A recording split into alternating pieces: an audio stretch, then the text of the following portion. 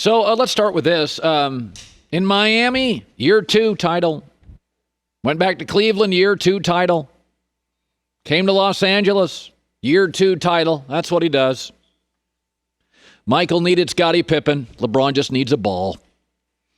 LeBron did not go to Golden State, already a stacked team that won a title without him. He went to 3 places and had to elevate each, physically and emotionally and structurally. Colin, the Lakers brand. The Lakers, I was here for the previous 5 years. They were a mess.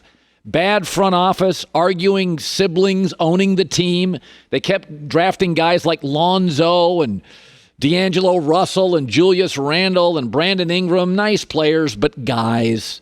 In a league where guys don't do anything. I went back to Cleveland. They had Kyrie, who was a diva who couldn't stay healthy. That was his brand pre-LeBron. Couldn't stay healthy at Duke, couldn't stay healthy in Cleveland, and didn't elevate teammates. Well, what about Miami? They hadn't won a playoff series in 4 years, and to this day, D-Wade was never a perfect fit for LeBron's game. They're just both great athletes. Neither is a pure shooter. One's not a point guard. This Laker roster, you keep forgetting. You take out LeBron James, this roster is the 2018 New Orleans Pelicans. I'm not joking. The Pelicans had Drew Holiday. They're better. I don't know who the greatest player ever is. I know who the greatest foundational piece in the history of American sports is, and it's LeBron James. He is the greatest foundational piece in the history of American sports. 9 finals, 10 years, system doesn't matter, coach doesn't matter, franchise doesn't matter, teammates don't matter. He won when the second best player on the team was a point guard, Kyrie Irving. He won when the second best player on the team was a wing, Dwayne Wade. He just won when the second greatest player was a big, Anthony Davis. Michael Jordan needed Scottie Pippen. Michael Jordan needed Phil Jackson. LeBron needs the damn ball. He doesn't need a system. He doesn't need a coach. He doesn't need a Robin. He had a small Robin. He had a wing Robin. He had a big Robin. It doesn't matter. It does a great part of success to me. Like nobody thinks, the trust fund kid is as heroic as the kid that overcomes stuff. And this is not to say that Michael Jordan's road was easy, but Michael Jordan had a great set of parents. He had a great college situation. He landed in a cool city, Chicago, where once they started winning, everybody wanted to go there. Then he had a great Hall of Fame coach. And to this day, many say the greatest Robin of all time, Scottie Pippen. LeBron didn't have any of those. We all know it's well documented. Tough childhood. Goes to Cleveland. Even when they won, they couldn't get players there. He got on the phone. Yes, I've been here 7 years. We keep ending up winning playoff series. Chris Bosh. Nah, I'll stay in Canada. That's why he went to the Aqua Water in Miami. It's about greatness is about what you overcome. We all acknowledge that. You know it, I know it. We don't have as much respect for somebody that has an easier path. I mean, Kevin Durant's a great player, but LeBron never joined a Warriors that had already won a title. And when I laugh at this whole thing, but look at Miami. Yeah, look at them. They hadn't won a playoff series in 4 years. But by year 2, he structurally, physically, emotionally reboots everything. It's never easy. I mean, we crossed our fingers this weekend. Anthony Davis is now hurt. I saw Anthony Davis hobble off the court, and I thought, you've got to be kidding me. You have got to be kidding me. It's just never quite easy until this year when I kind of feel like LeBron, the basketball gods, gave him a little bit of a break. Just a tiny little bit of a break. Somebody knocked the Clippers out. Anthony Davis stayed as healthy as he's ever been. And the pandemic, let's be honest, it gave LeBron his 17th year legs a little bit of a break. But in the end, if it's about overcoming, all you have to ask yourself is, look at, LeBron also had to face the legacy of Michael Jordan. That thing just hovered over him for the last 10 to 12 years. The Michael Jordan thing just hovers over him. What hovered over Michael? Couple tough years with Orlando Woolridge. I mean, what hovered up? Number 1 pick. Michael wasn't. Cover of Sports Illustrated at 16. You can argue who the best player is, but as a foundational piece, nobody has ever changed the league. City's irrelevant. Coach is irrelevant. Teammates irrelevant. Systems irrelevant. Here's LeBron after. Personally, thinking I had something to prove fuels me. And it fueled me over these last year and a half since my injury. It fueled me because no matter what I've done in my career up to this point, there's still a little rumblings of doubt or, comparing me to, the history of the game. And has he done this? Has he done that? Having that in my head, having that in my mind, saying to myself, why not still have something to prove? I think it fuels me. Yeah. Listen, I'm not saying perfecting a system and staying at one place of work isn't awesome. I'm not saying that. I'm never going to take away anything from Brady and New England. But let's say Russell Wilson someday leaves Seattle, goes to the Colts and does it again, and then goes to the Cowboys and does it again. Wouldn't you be more impressed? I've never seen an athlete in any sport, any time, any era where franchise, number 2 player, coach, and system is overwhelmingly irrelevant. MJ needed stuff. He needed a coach and he needed Pippen. LeBron just needs a ball. Fox Sports NBA analyst who's joining me now live. I'm going to put it this way. How about if I just said this? Michael is a better version of Kobe, and LeBron is a better version of Magic. And that means Michael and LeBron are 1-2. We can all argue over it, but their games are not the same. For a long time, I thought Magic was number 2 to Michael. LeBron's a better version of Magic, and Michael is a better version of Kobe. Is that fair? That's very fair. I actually would agree with that. That's right on the money. Kobe was exactly like Michael Jordan, except not quite as good. He was like a facsimile of Jordan, but not as good as the original. LeBron is not as much like Magic as Kobe is like Michael, but he's very similar. He's a pass-first guy, but not quite the passer that Magic was. I mean, Magic was an out-of-this-world passer, much better than LeBron and anybody else that ever played the game. But LeBron is a better scorer than Magic. He's more athletic. He's a better defender. But they both made their teammates better. Obviously, Magic had great talent with him from day one with Kareem and then James Worthy later on and other great players. But even when Kareem was done, Magic carried that team to the finals. Yeah. With Vlade Divac and some other guys that weren't, Hall of Fame type players other than James Worthy. So they're very similar to that. But we still have to answer the question. We can't stop it there.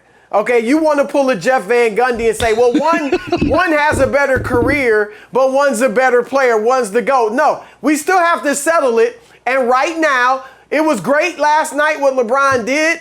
I would take nothing away from him.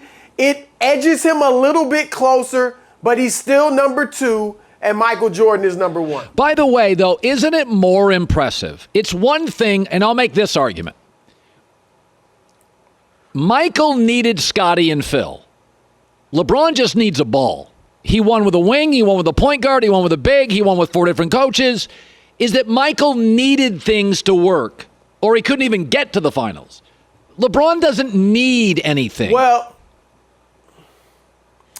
I have often said if LeBron had a historic coach, and all the guys he's compared to had either Phil Jackson, Pat Riley, or Greg Popovich. LeBron didn't have any of those guys. If he had one of those, I do think he'd have more championships.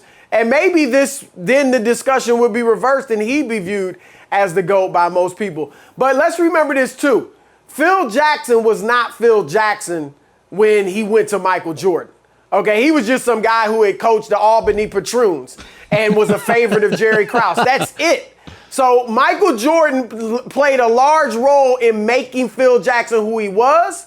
And then once Jordan gave him the sign off and said, he's the only coach I want to play for, now that makes it easier for Phil to coach Shaq and Kobe and guys going forward because he's got that respect and credibility. So I also say this. I've always said that LeBron, even more than Michael, LeBron could take a lesser group of players and lift them higher.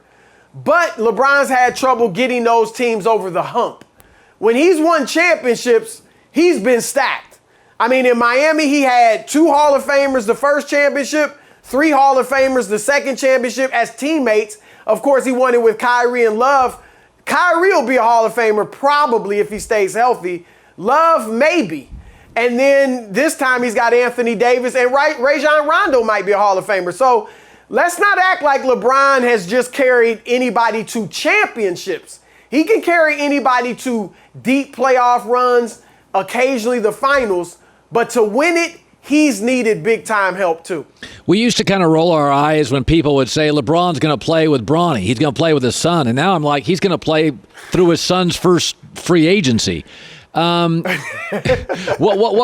you look at Father Time and LeBron, he's going to be the first or second best. He's going to be the best player in the league next year, right? Like, we're acknowledging that, right? Next year he'll be the best player in the league again. He certainly starts the season as that. I mean, we'll see. Does he diminish as time goes on? But yes, when the season starts, LeBron James will be the best player. No question about it. Wow. So let's go back to the Kareem and Magic thing. Do you think, you have a lot of sources in the league. I do think LeBron's really smart about scaling. Like Tom Brady chose Tampa Bay because they had more weapons. He didn't have to carry them. I do think, I wonder if LeBron sits down with Frank Vogel and Rob Pelinka this offseason. And LeBron's never been a guy that ducks games. But do you think the conversations will begin like, listen, AD can play 76, I'm going to play 70, that LeBron at least starts to understand? Because I think the bubble showed me one thing, that when LeBron doesn't have to be in an airplane constantly, his energy is through the roof. I've never seen him this energized in 5 or 6 years. And I wonder, I guess what I'm asking you is, did the bubble perhaps, because LeBron's a thinking man's player, does LeBron look at this bubble and think, man, when I don't have to be on planes, my energy is, I got more energy than Jimmy Butler at the end. Right. I wonder if this bubble, LeBron sits back there in his rubber ducky in his swimming pool out in Pacific Palisades, and he's like, maybe I should start playing 62 games. Seriously, I wonder if LeBron thinks about that. No, look, I don't think he'll ever do the load management Kawhi style. But I could see 70 games, somewhere between 70 and 76 games. I think that makes a lot of sense. I also think, Colin, one thing I noticed during the bubble and especially in the finals, LeBron James was great in the system that the Lakers were running, but he wasn't the system. And for the bulk of his career, he has been the system where he is creating everything. He's getting the assist, the bucket, or the hockey assist. And this year, he was more playing within the system. AD was, dominant at times. Rajon Rondo was running the offense. There were possessions when LeBron didn't touch the ball. And I think that's great. I actually think that if LeBron had been a part of the system throughout his career, he'd probably have more championships because it's tougher for other guys that can really do their thing to play when LeBron's the system. And you just got to kind of fit in around him.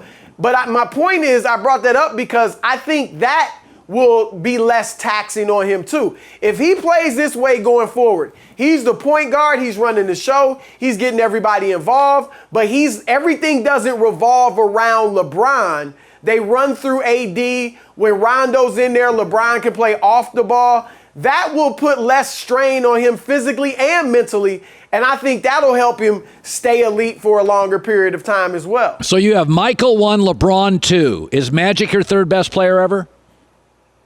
Kareem 3, Magic 4. And I saw something a while ago about Kawhi being 5, but I can't go there. That was on my show. All right, I got LeBron and Michael tied at 1. I got Magic 3. Ooh. I got Kareem 4, Wilt 5, Kobe 6, Bird 7, Akeem 8, Shaq 9, Duncan 10. Did I miss anybody? I didn't see Oscar Robertson play. That's not fair. That's not. Yeah, that's a good 10. That's a good 10. I'm surprised. So you got, I don't like leaving this show with a tie between Jordan and LeBron. I mean, come on. I didn't see Oscar Robertson play or Bill Russell, so it's hard for me to make a judgment. I know Russell's in everybody's 10, but yeah, you didn't have Russell in there. The 11 rings are crazy. I know he only averaged 15 points and 22 rebounds, 44% shooting from the floor. So his individual numbers outside of the rebounds and blocks aren't crazy, but the 11 rings is hard to turn down. Okay, I would have to put Russell in the top 10. All right. I put Akeem one slot ahead of Shaq because I saw them play each other, and Akeem gave Shaq fits. Ooh. I know. It sounds crazy. That was a young Shaq. It was not pretty. Shaq acknowledged, I can't cover him. Akeem gave Shaq problems. All right, we got to get out of here. I just sit and talk this thing all day. He looks so professional. Chris Broussard, we'll bring him on. You'll talk to us soon. Thanks, buddy. All right, my man. He and Rob Parker have a great radio show on Fox Sports Radio. Yeah, I was jotting things down listening to Chris. Yeah. Michael and LeBron, they're just, I think they've just separated from everybody. They've separated from the field. I think everyone's top 10 list kind of varies. Once you get past the top 2, it's a matter of preference, who you watched, what kind of style you like. Comparing Michael and LeBron is like, it's like comparing chocolate ice cream and cottage cheese. They're both dairy. Ugh, cottage cheese is awful. What's I'm saying? They're both dairy. But they're different. Comparing chocolate ice cream and yogurt. No, like chocolate yogurt. cake. What's better? They're both amazing. I think they're both basketball players, but I look at Michael and I don't see anything resembling LeBron. Okay, so you're saying they're both different. They're both in the same industry, but they're just so. I look at Michael and I see Kobe. I look at LeBron and I see a stronger version of Magic. I don't see LeBron and Michael as the same guy.